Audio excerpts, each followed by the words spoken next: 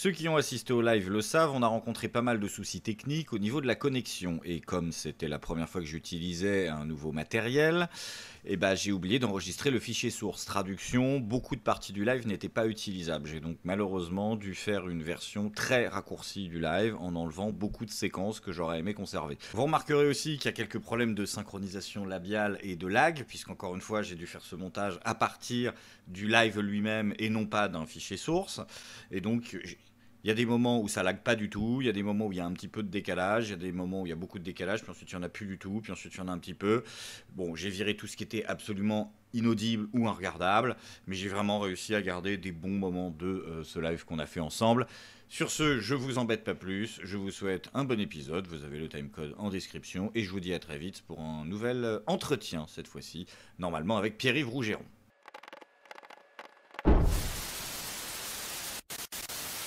Je tiens quand même à démarrer ce live en apportant mon soutien d'homme de gauche, et je le dis sincèrement, à Raphaël Glucksmann, au camarade Raphaël Glucksmann, non, je n'ai pas peur de le dire, qui a été honteusement viré de manifestation par les milices fascistes du Parti communiste français et de son leader fasciste, lui aussi, Fabien Roussel. Voilà, c'était important de le dire. Non, j'ai trouvé ça absolument honteux. Par contre, Raphaël, il faut que tu bosses, parce qu'on a les images sont pas top, il faut que tu bosses sur tes réacts quand tu te fais insulter, parce que c'est quand même la base de ta campagne électorale. Donc, vu que ça va arriver tous les jours, la prochaine fois, il faudrait juste, quand tu te fais filmer en situation de malaise, ce serait quand même assez important pour tout ce qui est image, de ne pas ressembler à un junkie. Parce que tu fais vraiment crackhead, en fait. Il y a un gros problème, en fait, au niveau de l'esthétique.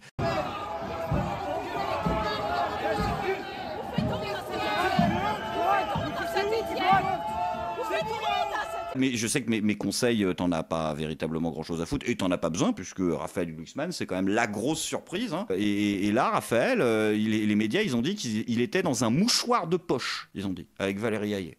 Ce que je vous conseille, les deux, là je parle aux deux.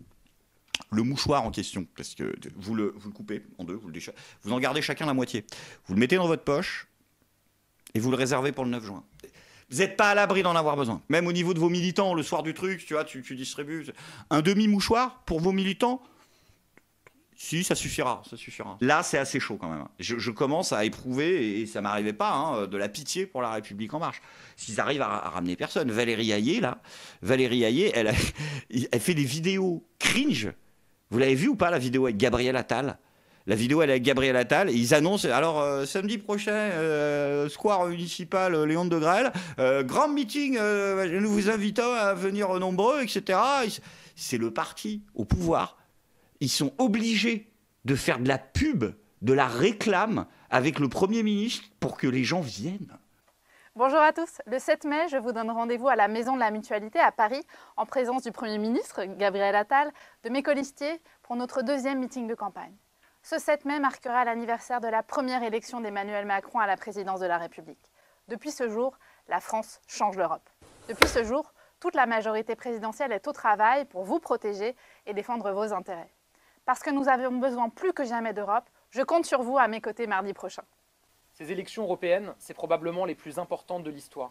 On a besoin de votre énergie, de votre force de conviction pour porter haut et fort notre projet pour une Europe puissance. Venez nombreux à la Maison de la Mutualité mardi prochain. Faites entendre votre voix. Faites entendre votre besoin d'Europe. Je vous attends avec Valérie le 7 mai prochain à Paris. À très vite. C'est flippant. Hein. C'est très mal parti, Valérie. C'est très mal parti, mais c'est de ta faute aussi. Non, je ne parle pas des histoires de pipi, je parle même de la maîtrise de la langue. Il faudrait commencer, en fait, je pense que ton problème, c'est que tu n'as pas fait des phrases qui voulaient dire des trucs. Quand notre épargne ne dort pas, elle sert nos concurrents.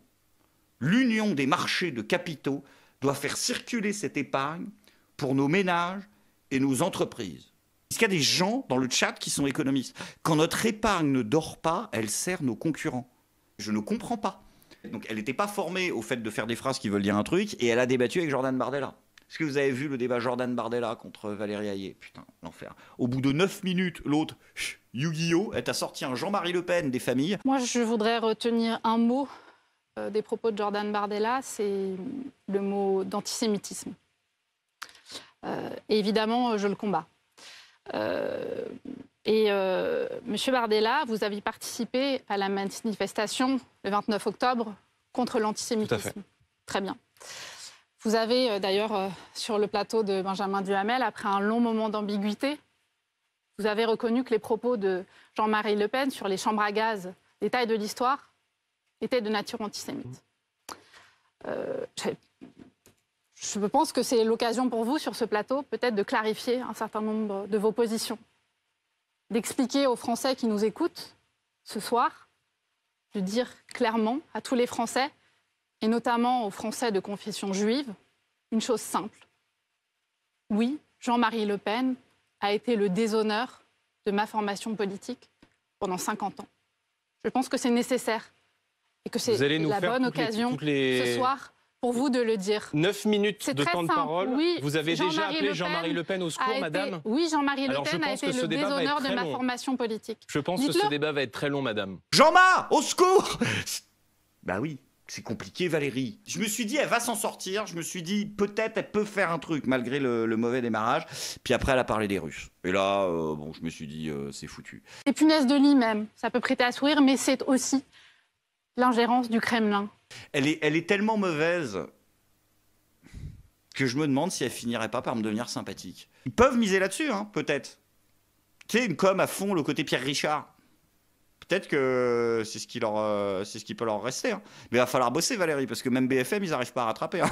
Après le débat, ils ont essayé de sortir, tu sais, le commentaire qui était le moins pire, en fait, qui parlait d'elle. Ils ont pas réussi à trouver grand-chose qui la défonce pas. Hein. C'était vraiment... Même BFM n'y arrive pas. À plusieurs reprises, vous avez mis en avant votre statut de femme. Et là encore, ça a été remarqué un peu durement par les téléspectateurs. Angèle, notamment, beaucoup de femmes hein, qui sont revenues sur cette défense qui visiblement n'est plus vraiment acceptée aujourd'hui. Utiliser le fait qu'elle soit une femme pour s'indigner d'être interrompue est un argument plus que minable. Enfin si, ils ont quand même eu un coup de rescousse de Thierry de Cabarrus. Et Thierry de Cabarrus, le plus gros bandeur de la Macronie de toute la France. Je trouve que plus le débat avance, plus Valérie Hayé est à l'aise et plus Jordan Bardella fatigue et s'énerve. Thierry... Sauf que c'est un tweet, c'est purement et simplement un tweet de Thierry de Cabarrus, le journaliste. Voilà. Ils en sont là, quoi. Mais le vrai débat qui arrive, là, on a eu la date, là, ça arrive, là, c'est, attention, Gabriel Attal versus Jordan Bardella. Ça va avoir de la gueule. Hein. Là, la ménagère de moins de 50 ans, ça... Il va falloir qu'elle porte une couche. Hein. C'est le Leader Price, Emmanuel Macron versus Mark Rupert, Marine Le Pen. C'est ça, en vrai. C'est ça comme débat. Il y a première division, deuxième division. Quoique, parce que normalement, le principe de la Ligue 2, c'est qu'ils sont moins bons que la Ligue 1. Et là, en tout cas, pour l'un des deux, j'ai franchement un doute. Et puis sinon, si on a la FI aussi. Là, la FI, là, ça, c'est pas terrible hein, cette année. Antoine Léaumont, il a compris qu'ils allaient partir avec la boîte de jeu. Donc là, il commence à anticiper. Là. Il commence à savourer les victoires où il arrive à les trouver. Effet boomerang, miroir magique. Pour ceux qui passent leur temps à cracher sur Rima Hassan, sur Twitter ou sur les plateaux télé, smiley... Je sais pas ce que c'est. Elle vient de passer les 100 000 abonnés sur Twitter. Oh là là, Smiley, je te serre la main. Et c'est pas fini, Smiley, démographie. Ragez bien, Smiley, bisous. Smiley, drapeau français, Smiley, cœur, Smiley, Palestine, Smiley, photo Rima Hassan avec un mec de dos. Bon au moins on sait qu'Antoine Léaumont a toujours 8 ans. Voilà, il vient de les avoir, très, très précisément. Putain, j'en peux plus. Tintin. Hidalgo. Elle a fait 1,5. Elle a 1,7 million d'abonnés. Est-ce que tu penses que ce genre de tweet est malin? Et même, de toute façon, à 100 000 abonnés, elle est pas au niveau de... Enfin, Rima Hassan n'est pas au niveau de Kenjiro non plus. Donc... Tu vois, même, il faut qu'on parle... Hein, Kenjiro, ouais, la loutre, tu connais pas? Kenjiro la loutre? Tu connais pas Antoine? C'est génial, c'est une petite loutre. Ah, faut que vous regardiez ça. Et comme ça, elle mange du thon, du petitement, trop mignonne, Kenjiro la loutre. En plus, elle a un petit frère et tout, ils arrêtent pas de se bastonner. Et puis elle a un gros cul, c'est pas vrai, alors ils nous font faire un régime. C'est trop drôle, mais c'est une loutre. Voilà. Donc, c'est pour ça que ce soit en valeur absolue ou en valeur relative, c'est en valeur Hidalgo ou en valeur loutre, ton argument est merdique, Antoine. Et si tu rajoutes à ça qu'en plus, une grande partie des gens qui la suivent et qui te suivent, regarde l'onglet commentaires, hein, sont abonnés pour pouvoir soit suivre ton fil d'actualité parce que c'est des journalistes ou des youtubeurs comme moi, soit pour se foutre de sa gueule, là, je pense qu'il... C'est bien, encore une fois, d'essayer de se consoler avec ce qui reste, mais t'as 34 pions, quoi. Donc le coup du boomerang, miroir magique, flexiflax, c'est pas... faut arrêter. Et quand tu dis ragez bien, personne ne rage pour le nombre d'abonnés de Rima Hassan. C'est-à-dire que je pense que même si tu vas dans la plus grosse réunion d'extrême droite de France, c'est que des skinheads, ils sont là, ils se disent bon, écoutez, bon, les bougnoules, ils ont encore tout brûlé là dans les banlieues, on va se faire grand remplacer, ils vont violer nos femmes, imposer la charia, donc là, il faut faire quelque chose. Bon, malheureusement, ce Rima Hassan a 100 000 abonnés. Ouais, je sais, la tuilasse. Alors vraiment, ça m'a abattu. Là, je vois pas, je rage. Là, je te dis, je rage. Je pense vraiment, il y a des gens, ils ragent. Mais tu vas dire que moi, là, je rage, alors que je m'en bats les couilles. Moi, je vous utilise pour gagner ma vie. Vous êtes mes putes. C'est juste ça. Hein. Mais c'est affectueux. J'ai toujours eu J'arrive pas, moi, sans sentiment. Donc, même si t'es une pute, je vais te respecter, je vais t'honorer, Antoine. Je vais t'aimer.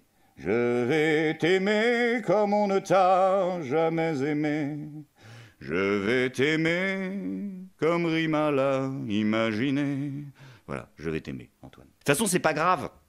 C'est pas une élection pour vous. C'est normal. C'est une élection de bourgeois faite pour des bourgeois et c'est très bien. C'est bon signe qu'un parti de gauche fasse pas de gros résultats des élections de bourgeois. En règle générale, moi, ça me rassure. Surtout quand ces élections ne servent pas à grand-chose. Voilà. Après, l'intérêt pour les élections grandit en ce moment. J'ai vu passer un sondage. Tenez-vous bien. Là, ils essayent, les médias, de faire croire que les gens ont quelque chose à foutre de ces élections. Donc, ils essayent de formuler les sondages pour arriver à des stats, tu vois, de dictateurs africains. Et là, ils ont réussi à pondre un sondage. 64% des Français se disent intéressés par les élections européennes. Intéressés. Ils n'ont pas réussi à dire plus. Moi aussi, je suis intéressé par Warhammer 40 000. Je vais peut-être pas faire une partie de 9 juin. Tu vois ce que je veux dire? Je suis intéressé par plein de trucs. Ils ont réussi à avoir 67% des gens qui disent oui, ça m'intéresse. Ça m'intéresse. Après, il y a quand même le dernier album d'Aya Nakamura qui vient de sortir, donc je sais pas si je pourrais tout faire, mais bon, c'est intéressant. Oui, c'est un sujet que j'estime intéressant. Tu vois. Jacqueline D, 69 ans sur le marché. Tu vois. Ils ont rien de plus. Ça fait de la peine. Ça fait de la peine. Moi, je pense que si vous voulez vraiment réussir à arriver à avoir un gros sondage avec des gens qui sont intéressés, les journaleux, il faudrait... En fait, là, pour le coup, je pense qu'il faudrait que vous formuliez la question en mode complotiste. Oui, c'est-à-dire en mode la réalité. C'est-à-dire, par exemple, si vous allez voir les gens et vous leur dites êtes-vous prêt à laisser les technocrates non élus qui détournent des milliards au profit de l'obéis tenter désespérément de faire survivre le capitalisme en permettant à Ursula de faire joujou avec la bombe atomique des Français? Là, je pense que tu peux arriver à un 90-10. Tu vois, là, peut-être que tu peux arriver à quelque chose. Mais demandez, envoyez-moi un mail. Vous savez, moi, je vous réponds, je balancerai jamais votre blase. Hein, si Julien Pain, il a besoin d'un coup de main, moi, je suis toujours prêt à donner. Hein. Je donne. C'est mon côté balisto, moi. Tu sais, vraiment, je suis un mec comme ça, moi. Donc, voilà. Après, attention, putain, j'ai encore dit que j'étais complotiste. Mais oui, c'est vrai, non, pardon, j'assume maintenant, parce que de toute façon, tout le monde est complotiste. Ah, là, c'est officiel, la Conspiracy Watch, ils ont fait un papier. Attention, tenez-vous bien. Le monde diplomatique rentre officiellement pour Conspiracy Watch dans la catégorie des médias conspi. Là, ça vient de tomber. C'est le monde diplo qui est quand même le meilleur canard de France. Enfin, c'est le dernier gros truc de qualité qui reste, quoi. Je parle bien du monde diplo. Hein. C'est pas du tout la même infrastructure que le monde. Et le monde diplo, le monde diplo là. Alors, il est pas complotiste. Il est conspi-friendly. Conspi-friendly. Ils l'ont inventé pour ça. C'est la nouvelle appellation, conspi-friendly. Parce que Rudy, il invente le concept, tu vois. Au début, Rudy, il disait complotisme. Et les gens disaient, mais non, mais en fait, les gens, ils sont pas complotistes, Rudy. Les gens, ils ont expliqué. Il y a des gens juste qui disent que voilà, c'est au sens de 1789. Il y a une conspiration qui est ourdie par les puissants, Rudy. Conspiration. Ok, attendez. Alors Washington, il dit conspiration. Conspirationist. Il dit, t'es conspirationist. C'est pas bien. C'est pas, oh non, c'est très mal. T'es conspirationist. Oui, mais justement, Rudy, il y a des gens qui sont pas clairs à ce point-là. Ils ont pas, genre, juste, ils parlent pas d'une conspiration des reptiliens ou des Illuminati. C'est juste qu'ils ont vu qu'il y avait un problème dans l'administration du pays avec des problèmes d'affaires qui sont liés au premier cercle du pouvoir. Tu vois, c'est pas aussi clair. C'est pas clair? C'est pas clair? Alors c'est confus, confusionnisme, confus. Yeah, c'est confus, c'est comme confusionnisme, c'est plus court, c'est bien. Pour combiner, pour street press, c'est bien, confus. C'est confus, tu es confus. C'est pas moi qui suis confus, le propos est confus parce que tu bites rien au sujet dont tu parles. C'est pour ça. Et là après il a dit oui c'est vrai, c'est pas confus, c'est conspi. Et après confus, ils ont créé conspi. Ils ont fait complotiste, conspirationiste, confusionniste, confus, conspi. Voilà. Et bien sûr, attention, conspi a 2 sous-catégories politiques très très importantes. Ça a été pensé par des sociologues. Hein. C'est le conspifaf et le lolfaf, qui sont 2 catégories politiques qui existent dans le cerveau de ces gens-là. Et donc, ça suffisait pas en termes de catégories creuses. Et là, Rudi Reichstadt, il a inventé conspi-friendly. Conspi-friendly, c'est quand même le conspi, qui n'est pas le confus, qui n'est pas le confusionniste, qui n'est pas le conspirationniste, qui n'est pas le complotiste, non, ça colle pas encore au mec, mais il faut le mettre dans le camp du mal, donc c'est conspi-friendly. Le 16 février dernier, Aurélien Rousseau mettait en garde sur X le relativisme généralisé, les ambiguïtés sur ce qui est vrai et ce qui est faux vont finir par faire crever nos démocraties. L'ancien ministre de la Santé réagissait à la publication d'un article du Monde diplomatique qualifiant d'erreur la décision de suspendre à la mi-septembre 2021 les soignants refusant de se faire vacciner contre la Covid-19. Notre rédaction s'est quant à elle interrogée sur la récurrence du parti pris conspi-friendly du mensuel. C'est-à-dire que dire une fois, en plein milieu d'une pandémie, que c'est peut-être pas une idée brillante de virer les soignants non vaccinés, conspi-friendly. À savoir que chacun écrit, c'est vraiment une rédaction libre, chaque journaliste n'est responsable que de lui-même. Non, le journal conspi-friendly. Le conspi-friendly. C'est des fous furieux, quoi. C'est pour ça, maintenant, moi, je dis, je complotiste. Si le monde diplo est conspi-friendly, je suis un représentant direct du Troisième Reich. Faut plus essayer. Par contre, 200 000 personnes qui, là, pendant les JO, auront pas le droit de rentrer chez elles, à leur domicile, hein, si jamais elles sont sur une liste définie arbitrairement par le ministère de l'Intérieur de gens qui peuvent être problématiques. Rudy, tu as vu le truc du canard enchaîné ou pas? 200 000 personnes de plus de 13 ans devront passer au tamis des fichiers de police pour accéder au cœur de la capitale avant la cérémonie des JO. En cas de non-conformité, même les riverains ne pourront plus rentrer chez eux. Tu le vois pas là, Rudy, le non, ça, Rudy, il l'a pas vu. Merde, il est passé complètement à côté, lui, non. Tu vois pas le côté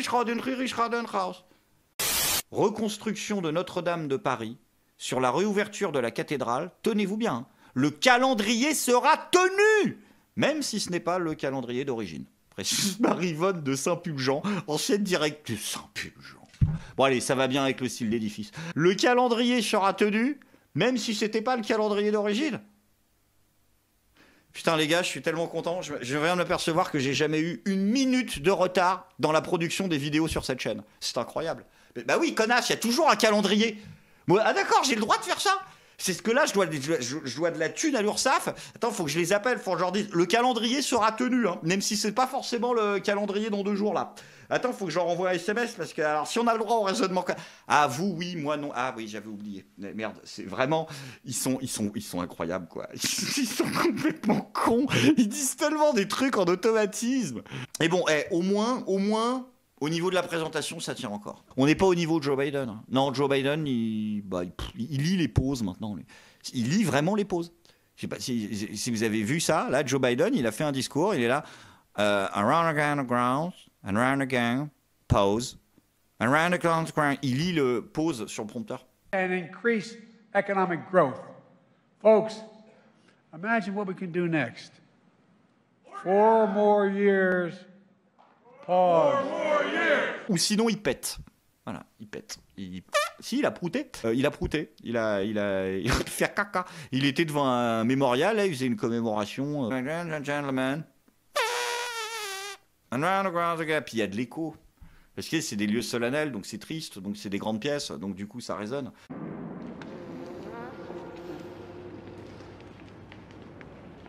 Hello, all the participants in tonight's event. It's humbling to stand here in this place in front of these sacred words. Humbling out of respect to President Lincoln. Là où nous avons, et je pense que toutes les femmes et certains hommes qui sont ici ce soir, et tous les autres d'ailleurs, n'ont pas manqué de remarquer que notre président était footballeur. Oh, ce but qu'il a planté, dis donc, c'était absolument magnifique. Hein. Ce penalty qui va sauver le match, comme ça, qu'il arrive à planter avec vraiment... Franchement, c'est comme la Panenka de Zidane, quoi. Pour moi, il y a vraiment... C'est peut-être même un peu au-dessus. Hein. Au niveau stress, j'étais à fond, j'en pouvais plus, c'était incroyable.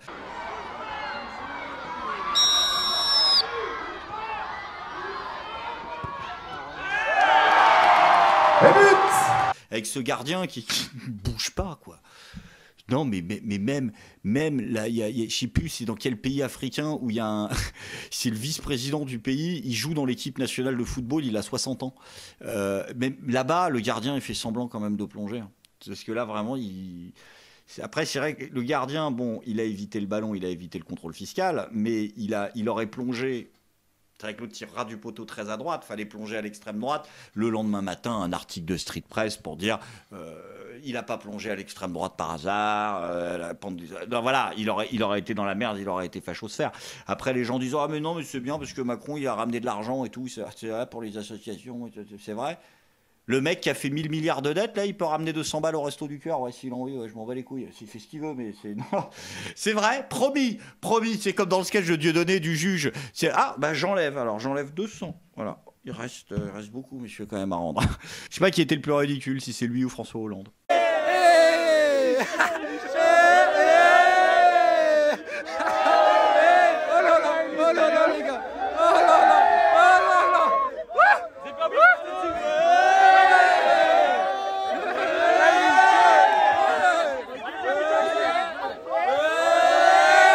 Quel enfer. Pendant que notre premier sinistre, lui, se fait humilier littéralement par un gamin qui, à 6 ou 7 ans, a probablement plus de déontologie et de courage journalistique que les 3/4 du PAF français. Vous en pensez quoi de Macron? Ah bah moi je travaille avec lui donc... Comment ça? Qu'est-ce que c'est que ça? Pourquoi tu dis ça? Non. Ruffin, il n'y en a plus pour longtemps non plus. Hein. Ah non, Ruffin, là, c'est fini. Il est sur la ligne du mal, là. Si, les éditorialistes, là, ça y est, c'est le début du cancel de Ruffin. Là. Ruffin est un autre Roussel. Son électorat, c'est les petits blancs des zones pavillonnaires, des bourgades rurales. Gaza, ça le fait chier. Il défile avec les soutiens des génocidaires et les fachos à Strasbourg. Donc, si c'est Daniel Sébir qui le dit, c'est que c'est vrai. Et Daniel Sébir, ce qu'il n'aime pas, c'est les petits blancs de zones pavillonnaires des bourgades rurales. Je me permets de cliquer, tu m'en veux pas, sur ta photo de profil Twitter, Daniel.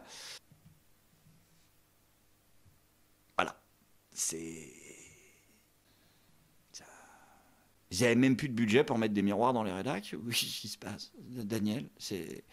Mais non, mais c'est une pathologie clinique, ça, Daniel. Putain, c'est le pauvre. Ça doit pas être encore un Daniel qui a une gueule qui va pas avec ses convictions politiques. C'est insupportable à la fin. Totale solidarité, mon Daniel. Ça doit être très dur. Mais de toute façon, ça reste aussi le problème de Twitter. Hein. Après, là, il faut faire un truc avec cette histoire de caractère. Moi, ça me sort par les yeux que pour pouvoir avoir plus de 144 caractères, faut payer. Non, c'est d'utilité publique, là. Que tout le monde ait le droit d'écrire des trucs longs. Là, j'ai vu passer des trucs. Elon, il y a un problème. Regarde. J'ai acheté un blanc et un noir, et le noir, à chaque fois, il tombe. Demain, je vais voir si je peux l'échanger. Faut pas que j'oublie. Comment je sais que la meuf, elle parle d'un vase? En vrai, non, faites un truc. Il pète un peu des plombs, Camille Abderrahmane, en ce moment. Alors, Camille Abderrahmane, pour ceux qui ne savent pas qui c'est, il a le podcast, enfin l'émission Salade Tomate Oignon. Comment t'expliquer? C'est un type... On est à un niveau de pas d'amalgame qui a dépassé depuis longtemps l'overdose. C'est-à-dire qu'il y a un hémisphère attaqué. Le mec n'a plus de rapport avec le réel. C'est-à-dire qu'en fait, il y a une catégorie de gens qui pourraient être touchés si, par exemple, t'étais dans les manifs touche pas à mon pote, à la grande époque de Miteux. Tu défilais avec le Parti Socialiste. Et là, tu te prends un parpaing et tu tombes inconscient. Tu tombes dans le coma. Et tu te réveilles là, en 2024, tu peux écouter un podcast de Kamil Abderrahmane, c'est peut-être même conseillé médicalement pour faire une transition en douceur.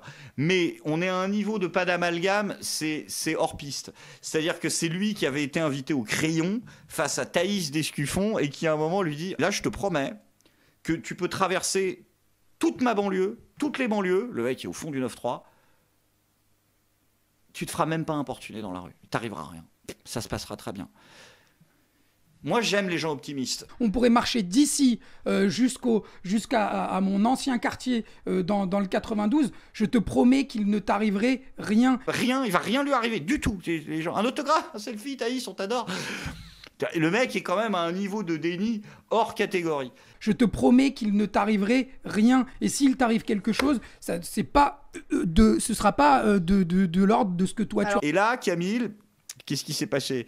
Il a fait une overdose et il a posté un tweet qu'il a bien évidemment supprimé parce que c'était une dinguerie. Pourquoi l'homme qui a craché sur une touriste voilée à Paris ressemble autant à Éric Zemmour, avec le petit détourage pour qu'on le voit, tu vois? Pourquoi aucun média n'en parle? Parce qu'elle porte un voile et pas une kippa? Kamil, comment te dire? Si la presse française n'en parle pas, c'est parce que la presse française, c'est vrai que c'est des différences culturelles, ne fait plus en fait d'articles où en fait ils entourent le nez et la mâchoire des juifs depuis 1944. Le style est tombé en désuétude. Oui, non, ne dis pas dommage, arrête Kamil, détends-toi. Mais voilà, ça s'est arrêté. Bon, c'est un truc qui ne se fait plus. Voilà. Et juste après ça, il a reposté un deuxième tweet parce que en une semaine, 3 rendez-vous organisés par LFI dans les universités n'ont pas pu se tenir pour des raisons différentes. Pourquoi les conférences des Insoumis sont interdites? Et il retweet parce que la France est une colonie israélienne. Bien évidemment, Wissam est arrivé en pompier du Reich sous chaque tweet de personnes qui commençaient par dire mais non, mais c'est pas grave, nous avons tous le droit à l'erreur. La tolérance, le partage, pardon et le progrès sont des valeurs que nous devrions tous partager. Kamil a bien le droit à une petite erreur. Sacré pan, on va parler après. Mais franchement, qui n'a jamais déconné? Paduring a bien évidemment pété un câble en retweetant les trucs en disant quoi? Mais alors, qu'est-ce qui se passe avec le petit maghrébin? J'ai pas compris. Pourquoi il fait ça? Qu'est-ce qui s'est passé? Donc du coup, Kamil Abderrahmane a répondu. Grâce à mon tweet, j'ai eu des discussions avec des gens qui m'ont expliqué en quoi il était faux de dire que la France est une colonie israélienne. Rien à voir avec l'antisémitisme, bien sûr, avec un E, mais avec le rapport de force. Et j'ai très bien compris le message, les gars. Smiley muscu. Kamil, arrête. T'as pas eu une discussion très intéressante avec des gens qui t'ont expliqué que t'avais tort. T'as eu une discussion pas du tout intéressante avec ton patron qui t'a expliqué que si tu continuais à chier dans la colle, il allait plus pouvoir faire croire aux gens que t'étais de gauche et qu'il allait te virer comme un malpropre. Voilà, donc le but, c'est que si tu voulais pas te faire grand remplacer par un Gaspard Proust qui traîne, il fallait faire quelque chose. Et je pense que c'est du damage control, Kamil, tout le monde l'a vu. Kamil, tu tiens une position selon laquelle la France serait une colonie israélienne. Qui est quand même, pour tenir un propos politique pareil, t'as pas regardé BFM, t'as pas regardé CNews, t'as pas regardé TF1, t'as pas regardé France 2, t'as pas été sur les 3/4 des sites des journaux papier. Pour pouvoir développer une théorie politiquement autant de niche, il faut s'être investi dans le sujet. Donc pour être arrivé à cette conclusion-là, t'as dû beaucoup lire de trucs. Et t'as dû beaucoup réfléchir à des trucs.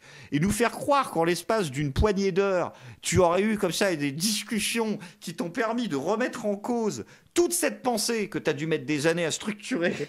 Pout. Alors que sur le moindre demi-crissement de poil de cul, on ne peut jamais te faire dans le moindre débat qu'il y a de toi bouger sur quoi que ce soit. Je trouve ça un tout petit peu gros.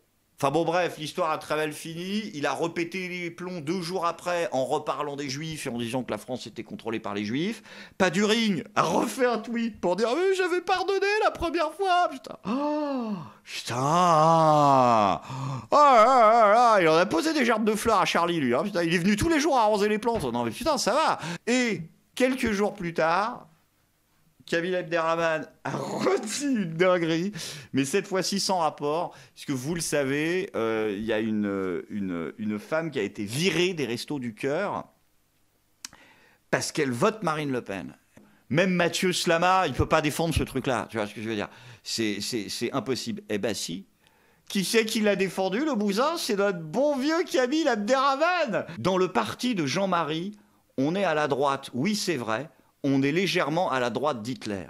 2 minutes de sketch de Coluche qui rappelle parfaitement à quel point il détestait les racistes et les idées du Front National. Les Restos du Cœur ne sont pas compatibles avec les idées du FN et il est inscrit dans leur charte que les bénévoles doivent être neutres politiquement. Mais personne n'est neutre politiquement.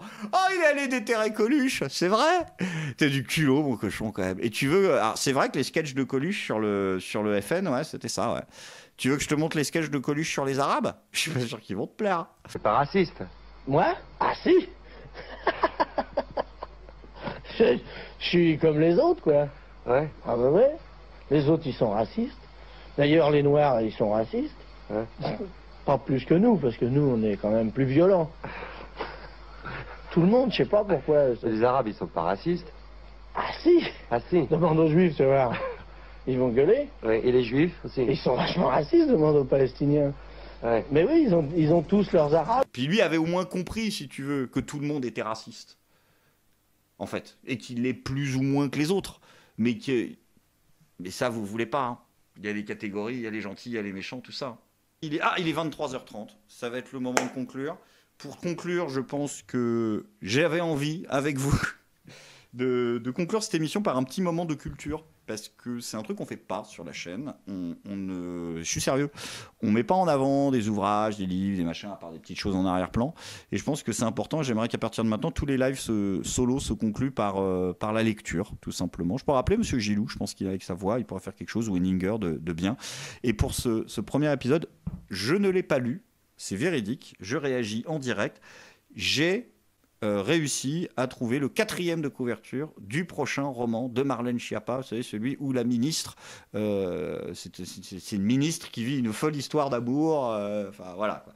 Donc, attention les amis, je l'ai. On a souvent été dur avec elle. Non, David, j'ai vu, je parle pas de... Faut que t'arrêtes avec ça, c'est pas bien. Non, c'est pas bien. En plus, les photos de Playboy, le coup, on voit... Tu vois ce que je veux dire? Non, arrête, tu te fais du mal. Pour le montage, je vais le lire comme ça. Elle est belle, brillante, puissante. C'est LA. Ah merde, non, c'est la ministre, d'accord. Ah oui, de l'Intérieur, que tout le monde envie. Ah, donc c'est pas autobiographique, du coup. Sauf que, dans la réalité, elle est au beurre, elle est au bord du burn-out. Son mari, haut fonctionnaire, est très sympa, mais jamais là. Son fils, formidable, mais chronophage. Et sa mère, tyrannique. Oh putain, desperate housewife, éco plus. Aussi, quand son équipe lui proposa de partir à New York pour asseoir sa stature internationale. Ah bah, disons, il va avoir mal, l'international. Et damer le pion de son rival, le ministre de l'Éducation nationale. Oh là là là là là, il y a des rivalités interministérielles. Elle saute sur l'occasion. Détendez-vous, détendez-vous, détendez-vous. Sur place, elle fait la rencontre d'un basketteur international à couper le souffle. Il coupe le souffle. Son mec est un ancien basketteur international. Donc finalement, c'est Marlène Schiappa qui se fantasme en ministre de l'Intérieur, en fait, comme si elle avait fait le boulot de Darmanin. Et alors qu'elle faisait les cafés, le Darmanin, et qui tombe amoureuse d'un basketteur international, alors que son mec est un ancien basketteur. Ok, d'accord. Ouais, elle romance un peu, quoi. C'est sa vie, mais qui n'est pas un échec, quoi. Mais l'homme qui fait chavirer son cœur est-il seulement celui qu'elle croit? Oh putain, ça se trouve, il est de droite. Oh, c'est incroyable, il a des scènes. Ah là là, sale grand remplacement. C'est incroyable. Entre charge mentale, tu m'étonnes, désir de plaire, ça on a vu, et volonté de réussir sa carrière, putain, elle a plus de temps. Cette quarantaine sexy est la femme à laquelle chacune d'entre vous ressemble ou voudrait ressembler. Je ne veux pas conclure avec un instant psychanalyse, mais chaque femme, j'ai plutôt l'impression que tu parles de toi. Moi, perso, je l'achète. Hein. Si je me prends la démonétisation, parce que YouTube considère que c'est un placement produit déguisé, je vais leur en vouloir. Hein. En vrai, avec beaucoup de second degré. Pour démarrer un délire un peu kink sympa avec ta copine, tu lis ça, tu rigoles bien, et ça crée une bonne ambiance. tant que tu l'appelles pas Marlène, enfin, tu veux dire, tant que tu restes propre. Voilà. J'attends le audible par Sarko. Non, mais excusez-moi, les gars. Moi, j'ai vécu dans une histoire pendant une décennie. À un moment, là, j'ai pas le problème, mais il faut faire revenir la flamme. Hein, tu vois ce que je veux dire? Un petit Marlène Schiappa, ça surprend. Avec tes womanizers, là, et tes boules là dans le cul avec un fil. Arrête. Il y a bien moins cher, hein. Quoique, je sais pas combien elle vend sa merde. Mais voilà, là c'est original. Là, ta meuf, tu vois, elle s'attend à un plug anal. Eh ben non. Voilà, tu ramènes un petit Marlène. Les amis, merci à tous d'avoir été là. Je m'en vais monter tout ça. Et comme on dit ici, merci Cognac Jet. À vous les studios. Et à très vite.